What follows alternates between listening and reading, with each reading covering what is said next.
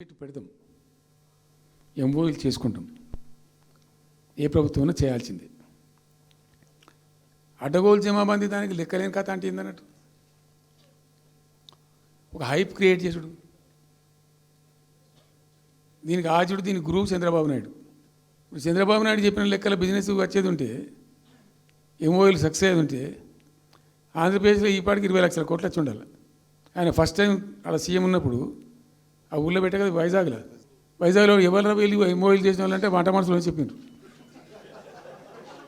ఆ స్టార్ హోటల్లో బయట వంట మనుషులు, వాడు ఎవడ సప్లై చేసేటోళ్ళు, వాడు వచ్చి కూర్చోపోయి సంతకం పెట్టే పెట్టిండు వాడు పాపం. అవునా అంటే పాపులర్ అయింది అది. ఇప్పుడు మరి ఎక్కడ ఆ పెట్టుబడులన్నీ ఎక్కడ చెప్పండి. ఆఖరికి 10,000 కోట్లు అన్న రావాలి. 15 లక్షల కోట్లు, 6 లక్షల కోట్లు, 8 లక్షల కోట్లు. అయితే అప్పుడు తమాషా జరిగింది.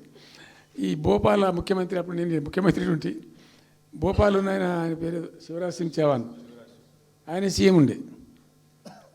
ఆయన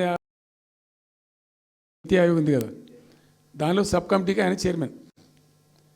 నేను భోపాల్ ఊరికే బతిమాలితే ఫోన్ల మీద ఫోన్లు చేస్తే ఏం భోపాల్ లేవా మీరు చూసుకొని అంటే, లేదు సార్ నువ్వు తప్పకుండా రావాలంటే సరే అని పోయినండి. అయితే ఆడొక ఇండస్ట్రీ ఉంటారు కదా మధ్యప్రదేశ్కు, ఆమె వచ్చి నీ కొడుకు వచ్చి బాగా ఆగమాగం చేస్తానండి మమ్మల్ని అంటే, ఎందుకు చేస్తాడమంటే ఆయన అదొకటితోటి మాట్లాడి ఎక్కువ చేసుకుంటుండే బాగా అంటే, నువ్వు కూడా దాంట్లాడు గట్టిగా చెయ్యి. ఆమె వసుంధర రాజే చెల్లెలు, ఆమె పేరు యశోధర రాజేనా ఏదో అన్నది.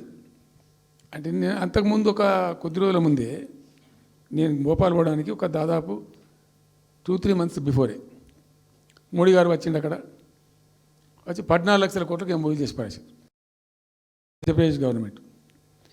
నేను మొన్న 14 లక్షల కోసం చేసిన కాదమ్మా, మీకు నాకు అర్థం కాదు, నీకేం రాలేదంటావు నువ్వు, ప్రధానమంత్రి మీకు సపోర్ట్ ఉండే, మీకు పార్టీ అయ్యి మీకు మంచిగా నీకు ఇంత లాభం ఉంది అంటే, ఓ సో బోగసాయి సాబా ఆమె నేను అతను ప్రామిస్ చెప్తాను. నేను ఐ వాజ్ షాక్డ్. అది వచ్చేదా పోయేదా సార్ అంత వాటిదే గ్యాసు అంటే, ఈ గ్యాసులు ఎవరిని మోసం చేయడానికి ఇంత వంచిస్తారా ప్రజలను? నికరంగా వస్తే పెట్టుబడులు రావాలి కదా, కనబడతాయి కదా. ఆ పెట్టుబడులు వస్తే లాభాలు జరుగుతాయి, ఉద్యోగాలు వస్తాయి, ఫ్యాక్టరీలు వస్తాయి, అడిషనల్ ఇన్కమ్ జనరేట్ అవుతుంది, స్టేట్ గవర్నమెంట్కి జిఎస్టీ పెరుగుతుంది. ఏమి లేదు, వాటిదే గ్యాసు. మొన్న వీలైతే కొంచెం తగ్గించి చెప్తున్నావు, నేను పేపర్లో చూసింది 575. ఇట్లా ఇది ఏమి ట్రంప్ ఓడి గింపి ఇదంతా ఏం పంచాయతీ? ఇట్లా ఇట్లా ఈ మోసాలు చేసి ప్రజలను ఎంతకాలం పంచిస్తారు? రియల్గా కాంక్రీట్ టర్మ్స్లో రియల్గా రావాలి, కృషి చేస్తే నిజంగా తండ్రాడాలి.